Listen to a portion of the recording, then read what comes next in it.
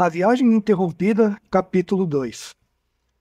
Eram quase 3 horas da tarde quando acordaram. Um sono sem sonhos, um alívio por estarem em casa de novo, de banho tomado e bem descansados. Deitado na cama de olhos abertos, Barney mais uma vez recordou a estranha experiência da noite anterior. Acima de tudo, estava intrigado e confuso pela total falta de som do objeto durante todo o extenso contato e ainda mais confuso pela ausência de quaisquer características que o pudessem relacionar a alguma aeronave comum. Lamentava profundamente que nenhum patrulheiro rodoviário estadual ou um caminhão houvesse passado para compartilhar da experiência com eles. Ainda tinha a impressão de que havia uma presença em torno deles, em algum lugar, uma presença vaga e totalmente indefinível. Em algum lugar, muito fracamente, parecia-lhe ter encontrado um bloqueio na estrada durante a noite. Contudo, esta impressão era vaga e indistinta. A volta à percepção, depois de ter ouvido o estranho som eletrônico, ocorreu muito devagar. Antes de sua mente ter se clareado por completo, tinha outro lampejo de recordação instintiva. Achava que havia saído da rodovia 3 para a rodovia 4 a fim de entrar na via expressa para Concord. Mas o cartaz dizendo Concord 30 km permanecia tanto para ele como para Betty como o símbolo de retorno à normalidade. Sentia-se, enquanto continuava ali deitado na cama e acordado nesta tarde, que o motivo pelo qual ele e Betty haviam conversado tão pouco durante a última parte do percurso era porque ele, ao menos, estivera num leve estado de choque. Afastou depressa da mente as figuras que vira a bordo da nave. Não queria pensar nelas. Quando Betty despertou, os pensamentos sobre o que havia acontecido na noite anterior afastaram tudo mais de sua mente. Não conseguia pensar em mais nada além daquela viagem para casa e na experiência passada. Levou o resto do dia andando pela casa, sacudindo a cabeça em descrédito. Um de seus primeiros atos naquela tarde, logo ao acordar, o porquê ela jamais entendeu inteiramente, foi pegar o vestido e sapatos que usara na noite anterior e guardá-los no fundo do armário. Nunca mais os usou desde então. Barney, ao levantar, foi examinar as roupas usadas na noite anterior e ficou muito espantado ao ver os pés de seu melhor par de sapatos severamente arranhados na brilhante parte superior. Por um momento sentiu-se confuso ao ver os inúmeros carrapichos ao redor da bainha das calças e das meias, até que outra inundação de lembranças ocorreu-lhe, de haver caminhado para o campo solitário em Indian Head atravessando-o. Barney, que dedica especial cuidado à sua boa aparência, não conseguia entender por que eram as partes superiores de seus sapatos que estavam tão arranhadas. Finalmente presumiu que em algum lugar naquele campo ele raspara com o peito dos pés em algumas pedras. O modo exato ele não conseguia saber e então colocou aquilo de lado. Mais tarde iria descobrir a causa provável. A repentina recordação do incidente no campo perto de Indian Head levou-o até a porta dos fundos e a olhar de novo para o céu. Estava esperando alguma coisa, mas não sabia o que era. Fez força para recordar-se do que acontecera depois de levar o binóculo aos olhos e correr de volta até o carro, mas não obteve sucesso. Simplesmente não conseguia ir além daquele ponto. Num segundo desjejum daquele dia, conversou com Betty sobre o assunto, pois ela o pressionava para saber por que motivo ele correra para o carro em tamanha agitação e de onde tirara a ideia de que seriam capturados. E também porque ele não a ouvira gritar pedindo para voltar ao carro. Mais tarde, numa das muitas viagens feitas à região, descobriram ser muito difícil alguém ouvir um grito à distância que Barney calculava haver penetrado no campo. Além disso tudo, Barney notou que estava sentindo uma dor inexplicável na parte de trás do pescoço. Sua resolução de manter a experiência em absoluto silêncio começou a fraquejar durante o desjejum da tarde daquele dia. Barney pretendia cumpri-la inteiramente, mas Betty, à luz da experiência da irmã com um OVNI, alguns anos antes, queria compartilhá-la com ela, pelo menos. Barney acatou a ideia de má vontade, embora julgasse decididamente que o melhor a fazer era tentar esquecer todo o incidente. Betty foi ao telefone e chamou a irmã, sentindo um certo alívio em tirar a história do peito e passá-la a um ouvinte solidário. Sua irmã, Janet Miller, morava na vizinha cidade de Kingston com o marido e os filhos, o marido sendo o chefe do grupo de escoteiros local e astrônomo amador. Tentando manter a calma, Betty recontou a história da noite anterior. Janet, que não possuía qualquer preconceito sobre a possibilidade da visão de um OVNI devido à sua própria experiência, ficou muito excitada e confirmou a crescente sensação de Betty de que o carro ou suas roupas poderiam ter sido de algum modo expostas à radiação se o objeto houvesse pairado diretamente por sobre o carro. Até este ponto, a vaga ansiedade de Betty sobre algum tipo de contaminação fora instintiva. Agora ela começava a imaginar se não haveria alguma espécie de base na realidade para a sensação que experimentara. Janet lembrou a Beth que um vizinho deles em Kingston era físico e por isso iria conversar com ele sobre que tipo de provas poderiam possivelmente obter se, na verdade, o objeto houvesse chegado a grande proximidade do carro. Em poucos momentos, Janet estava de volta ao telefone para dizer a Beth que qualquer bússola comum poderia demonstrar certa evidência de radiação se a agulha se mostrasse muito agitada em contato com a superfície do carro. O ceticismo de Barney ao entreouvir a parte de Beth da conversa telefônica reforçou-se. Enquanto ela corria por toda a parte procurando a bússola barata usada na viagem, Barney estava determinado a não ajudar. Onde está a bússola? Perguntou a Barney em sua impaciência de encontrá-la e ir até o carro. Eu a pus na gaveta, respondeu ele. Que gaveta? Indagou Beth. Nada disso estava ajudando Barney a colocar o incidente fora de sua mente para sempre. Não sei, você terá de encontrá-la, replicou ele. Beth estava ficando extremamente zangada. Obrigada, respondeu. Está ajudando muito. Para que você precisa da bússola de qualquer modo, indagou ele. Na verdade, não precisa dela. Esse é seu ponto de vista, replicou Beth. Fique com seu ponto de vista, mas me dê a bússola. Barney finalmente cedeu e pegou a bússola. Ela correu para fora e viu que chovia. Passou a bússola pela lateral molhada do carro. A agulha não reagiu de modo apreciável, mas quando ela a levou para a porta-malas do carro, sua atenção foi atraída por uma visão incomum. Uma dúzia ou mais de rodelas brilhantes espalhadas pela superfície do porta-malas, cada uma delas um círculo perfeito e aproximadamente do tamanho de uma moeda de $1 de prata. Estavam altamente polidas em contraste com a superfície mais opaca do resto do capô e de todo o carro, como se a tinta houvesse sido lustrada pelo uso de uma politriz circular. Lembrou-se naquele momento dos estranhos bips ouvidos na noite anterior partindo da direção do porta-malas e no estado emocional em que se encontrava depois de haver conversado com a irmã, ficou atônita pela visão das manchas redondas e brilhantes naquele lugar. Cuidadosamente colocou a bússola sobre uma das manchas. A agulha começou a oscilar de imediato. Ela quase entrou em pânico, mas controlou-se e colocou o objeto na lateral do carro, onde não havia nenhuma mancha brilhante. A agulha reagiu normalmente, permanecendo apontada numa direção. Rapidamente voltou com a bússola para uma das rodelas brilhantes. De novo, a agulha perdeu o controle. Correu para dentro de casa. Barney falou, você tem de vir aqui fora e olhar para isto comigo. Há umas manchas brilhantes e vivas por toda a tampa do porta-malas do carro e a bússola enlouquece a cada vez que eu a aproximo delas. Barney insistiu em que aquilo tudo era imaginação e não quis sair na chuva. Enquanto isso, um casal que alugava um apartamento no segundo andar da casa dos Hill desceu e, percebendo a perturbação de Beth, perguntou qual era o problema. Beth, no seu estado de excitação, narrou toda a história do encontro com o OVNI para eles e contou que estava querendo que Barney saísse e fosse olhar as manchas estranhas e a reação da bússola. Barney saiu relutantemente, então, junto ao outro casal, enquanto Beth ligava para a irmã a fim de relatar o que encontrara. Enquanto Janet falara com o antigo chefe de polícia de Newton, New Hampshire, que por acaso os estava visitando naquele dia, e ele sugerira imediatamente que os Hill notificassem a base da Força Aérea em Pease, Portsmouth, uma instalação do Comando Estratégico da Força Aérea que estivera recebendo um grande número de relatórios sobre OVNI em New Hampshire nos últimos meses. O chefe de polícia tivera instruções a este respeito em relação à onda de visões de OVNI em New Hampshire. Barney voltou para a sala dentro de alguns minutos, pouco antes de Beth desligar seu segundo telefonema para a irmã. Como a bússola agiu com você? Indagou Beth. Exatamente como qualquer bússola, respondeu ele. Pode ter se agitado um pouco quando chegou perto do porta-malas. Coisa assim. Beth encarou-o com firmeza. Bem, e por que ela pulou quando você a encostou no capô? Eu não sei, replicou Barney. Posso entender porque ela poderia enlouquecer caso chegasse perto da bateria. Mas do step? Francamente, Barney. Eu não sei, respondeu Barney. Talvez tenha alguma coisa a ver com o metal. Reagiu normalmente, eu acho. E os pontos brilhantes, quis saber Beth. Você os viu? Sim, retrucou Barney. Bem, o que me diz deles?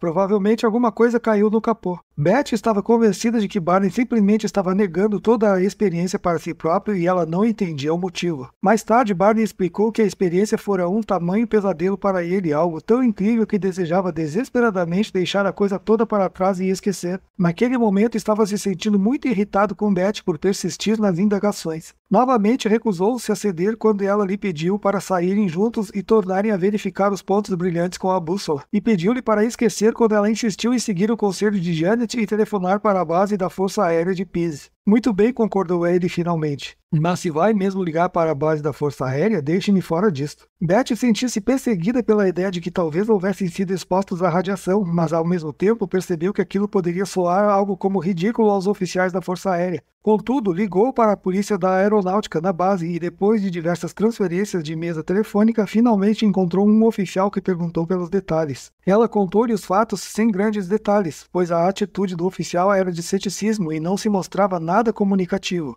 Por puro embaraço ou timidez, passou por cima do fato de ter visto a dupla fileira de janelas, achando que isto a poderia tornar alvo de maior ceticismo ainda. Contudo, contou a respeito das barbatanas aparentemente se separando dos lados da nave, com as duas luzes vermelhas, uma de cada lado. O oficial pareceu interessar-se mais por isso, e quando Beth lhe explicou que seu marido observara melhor esta parte da nave, o oficial pediu para falar com Barney. Barney sentiu-se extremamente relutante em chegar ao telefone, mas já se acalmara ligeiramente então e acedeu. Cooperou dando tantos detalhes quanto os pôde recordar, mas evitou acanhadamente mencionar as figuras vistas com clareza na nave. Num momento, o oficial disse a Barney que estava interrompendo-o com outra extensão na base e a chamada estava sendo gravada. Nem Barney e nem Beth estavam ansiosos para serem envolvidos numa situação bizarra. Enquanto Beth sentia que a atitude dos oficiais era de indiferença, Barney discordava, dizendo que eles estavam grandemente interessados, que não pareceram impacientes em momento algum e ficaram aparentemente intrigados pelas barbatanas com luzes vermelhas. Para os oficiais da Força Aérea, isto era uma nova característica dentre dos muitos relatórios de OVNI recentemente pesquisados. A conversa ao telefone motivou uma ligeira alteração na atitude de Barney.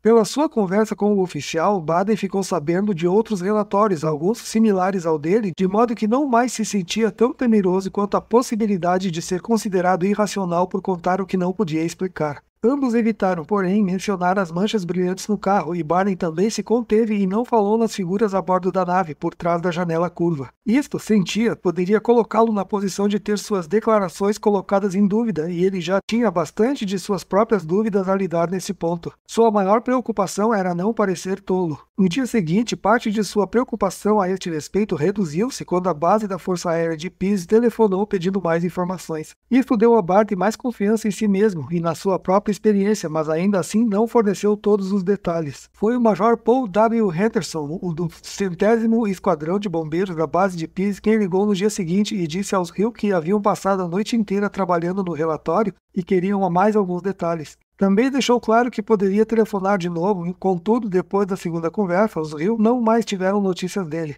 Seu relatório oficial para o projeto Livro Azul, o nome da unidade da Força Aérea em Wright-Patterson Field, Ohio, que lida com os milhares de visões de OVNI por todo o país, indica que os Hill não precisavam ter se preocupado pelo medo de se transformarem em objeto de pilhéria, quando fizeram seu gaguejante telefonema para a base depois da sua experiência. Relatório de informações número 100-1-61. Na noite de 19 e 20 de setembro, entre 20/001 e 20/0100, o Sr. e Sra. Hill estavam viajando para o sul, na rodovia 3 perto de Lincoln, New Hampshire, quando observaram através do para-brisas de seu carro um objeto estranho no céu. Perceberam-no por causa de sua forma e da intensidade de sua iluminação quando comparadas às estrelas no céu. O tempo estava bom e o céu claro naquela hora. Descrição do objeto. Faixa contínua de luzes. Em formato de charuto em todo o tempo, apesar das mudanças de direção. Nenhum dos Hill recorda-se de ter ou não mencionado a forma em disco da nave, quando vista de perto. Tamanho. Quando observado pela primeira vez, parecia ser do tamanho aproximado de um níquel, à distância de um braço. Mais tarde, quando parecia estar a uma questão de poucas centenas de metros acima do automóvel, parecia ter o tamanho de um prato de jantar mantido à distância de um braço. Cor. A única cor evidente era aquela de uma faixa de luzes quando comparada à intensidade e à cor de um filamento de uma lâmpada incandescente. Vide referência às luzes nas pontas das asas. Barney, que naquela época sentia-se impelido a reduzir as proporções de tudo, esquivou-se de dar sua plena impressão quanto ao tamanho da nave. Número 1. Formação nenhuma. Dispositivos ou detalhes. Vide item 1 acima. Durante o período de observação, as asas pareceram surgir no corpo principal, descritas como em formato de V, com luzes vermelhas nas pontas. Mais tarde, as asas pareceram estender-se mais ainda. Cauda, trilha ou exaustão. Nada observado. Som. Nenhum, exceto conforme descrito no item D. Descrição e curso do objeto. Primeiro observado através do para-brisas do carro. Tamanho e brilho do objeto comparável às estrelas visíveis atraiu a atenção dos observadores. Ângulo de elevação na primeira observação, 45 graus aproximadamente. Ângulo de elevação no desaparecimento, não determinável devido à incapacidade de se observar sua partida do automóvel. Curso de voo e manobras, vide item D. Como o objeto desapareceu, vide item D. Duração da observação, aproximadamente 30 minutos. Maneira de observação. Terra visual, binóculos usados às vezes. Visão feita de dentro do automóvel enquanto em movimento e parado. Observação da parte interna e externa do carro. Localização e detalhes. Aqui o relatório reconta os detalhes gerais da visão, inclusive os estranhos sons de bips que os Hill descreveram para o interrogador da Força Aérea como soando como se alguém tivesse deixado soar um diapasão. Sob expressões do telefonema formal, muitos dos detalhes foram omitidos, entre os quais as luzes de cores múltiplas vistas por Betty e, naturalmente, as figuras que Barney observara, mas das quais preferia não falar. O relatório conclui. Durante uma conversa posterior com o Sr. Hill, ele observou voluntariamente que originalmente não pretendia relatar o incidente, mas como ele e a mulher realmente viram a ocorrência, resolveu contá-la. Diz que, ao recordar toda a experiência, vê que a coisa toda é incrível e sente-se algo tolo, não podendo acreditar que tal fato possa ocorrer ou que tenha ocorrido realmente.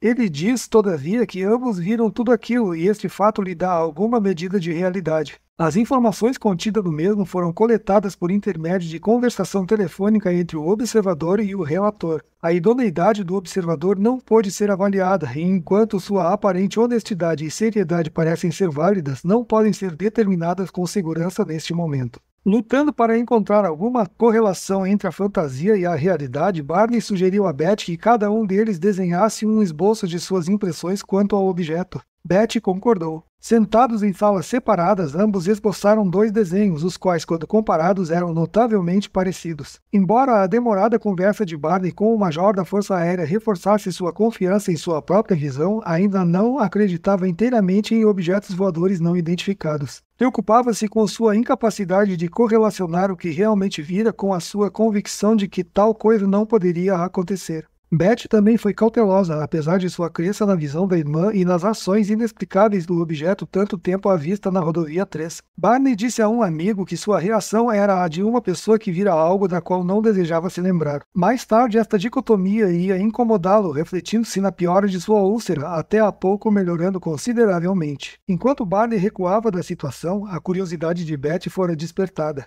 2 dias mais tarde, ela foi à biblioteca tentar encontrar qualquer informação possível sobre objetos voadores não identificados, os quais vinham, como era de seu conhecimento, recebendo um tratamento um tanto descrente por parte da imprensa. Como a maioria das pessoas inteligentes, ela tinha 2 opiniões a respeito do assunto. Antes de sua própria e espantosa experiência, achava que deveria haver alguma verdade por trás do fenômeno, mas não sabia de nada sobre quaisquer fatos mais extensos acerca do assunto. Na biblioteca, descobriu que seu material de apoio era bastante escasso. Contudo, um livro escrito pelo Major Donald Keyhoe, The Flying Saucer Conspiracy, A Conspiração do Disco Voador, chamou-lhe a atenção. Ela o levou para casa, lendo-o de uma só assentada. Barney, embora seu ponto de vista houvesse amaciado um pouco desde a sua conversa com a base da Força Aérea, negou-se a lê-lo. Ele atribuía a sua persistente resistência ao desejo contínuo de evitar a angústia do choque quanto ao que encontrara. Não estava ele, insiste em dizer, tentando ser arbitrário ou teimoso. A tese do Major Keyhoe no livro Descobriu Betty indicava que a Força Aérea estava fazendo um esforço muito sério para desacreditar as visões de OVNI, às expensas de aberta indagação científica. Oriundo de Anápolis e major do Corpo da Armada, o Major Keyhoe fora figura destacada na criação de uma organização conhecida como Comitê Nacional de Investigação de Fenômenos Aéreos, em Washington, a fim de correlacionar e analisar todas as visões de OVNI e preparar o público, caso fosse necessário, para a possibilidade de os objetos serem naves espaciais extraterrestres de origem desconhecida.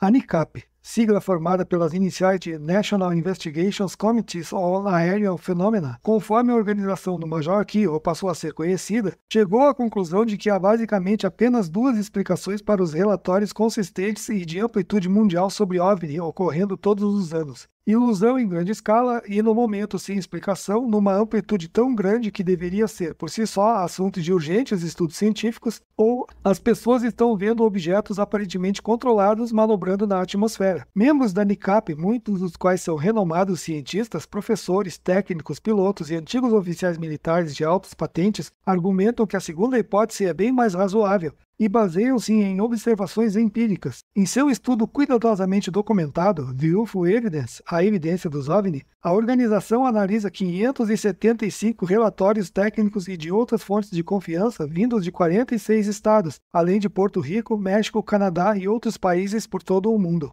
Os investigadores da NICAP, servindo voluntariamente, recebem instruções para documentar cada caso detalhadamente e contestar, quando possível, quaisquer relatórios loucos e irresponsáveis de visões por parte de lunáticos que tão frequentemente se aproveitam do assunto para autoengrandecimento ou lucro. Entre os membros da junta de diretores da NICAP estão o Dr. Charles P. Oliver, professor emérito de astronomia, Universidade da Pensilvânia e presidente da American Meteor Society, e J.B. Hartran Jr., presidente da Associação de Pilotos e Proprietários de Aeronaves, e anteriormente tenente-coronel na aviação do Exército. Dewey Fournette, antigo major da Força Aérea dos Estados Unidos, encarregado da investigação de OVNI nas pesquisas conhecidas como Projeto Livro Azul. Professor Charles A. Money, chefe do Departamento de Física, Defiance College, Ohio, e outros. Ao ler o livro do Major Keyhoe, Betty ganhou mais confiança na sua própria experiência, não perdeu tempo em sentar-se e escrever-lhe uma carta.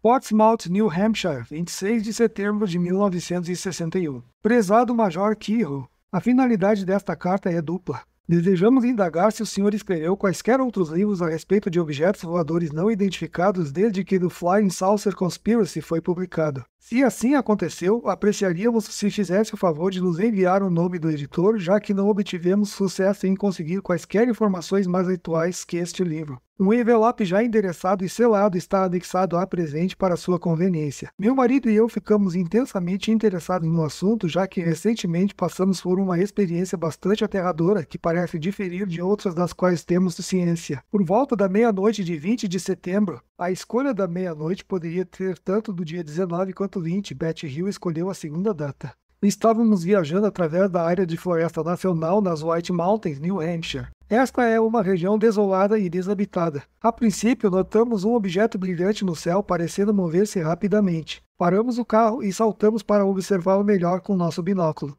De repente, ele inverteu o voo do norte para o sudoeste e pareceu estar voando em curso bastante irregular. Enquanto dirigíamos e depois de pararmos para observá-lo, percebemos o seguinte padrão de voo. O objeto estava girando e parecia ser iluminado apenas num dos lados, o que lhe dava um efeito de pisca-pisca. Quando ele se aproximou de nosso carro, paramos de novo. Enquanto o objeto pairava no ar à nossa frente, parecia ter a forma de uma panqueca, orlada com janelas na frente, através das quais podíamos ver fortes luzes branco-azuladas. De repente, duas luzes vermelhas apareceram de ambos os lados. Por essas alturas, meu marido estava parado na estrada, observando-o de perto. Viu asas projetarem-se de cada lado e percebeu que as luzes vermelhas estavam na ponta de tais asas. Quando deslizou para mais perto, ele pôde enxergar dentro deste objeto, mas não muito de perto. Viu algumas figuras correndo como se estivessem fazendo algum apressado tipo de manobra. Um ser estava nos observando da janela. À distância em que se encontravam, as figuras pareciam ser do tamanho aproximado de um lápis, mantido à distância de um braço de comprimento,